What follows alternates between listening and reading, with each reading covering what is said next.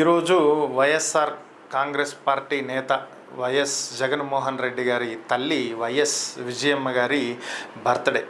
So అయితే ఆమె జన్మదిన సందర్భంగా ఆమె కూతురు వైఎస్ షర్మిల ఒక ట్వీట్ పెట్టడం జరిగింది. 69వ జన్మదిన వేడుకలు జరుపుకుంటున్నటువంటి తన తల్లికి శుభాకాంక్షలు తెలియజేస్తూ తను కేవలం తన మీద చూపించినటువంటి ప్రేమకు, అభిమానానికి కేవలం కృతజ్ఞతలు మాత్రమే చెప్పలేనని, ఎప్పుడూ తన వెంటే ఉంటూ తనని కాపాడుతూ తనకి ఎంతో అండగా నిలబడినటువంటి తన తల్లికి ఎంత చేసినా తక్కువే అనే విధంగా ఆమె ఒక ట్వీట్ చేయడం జరిగింది.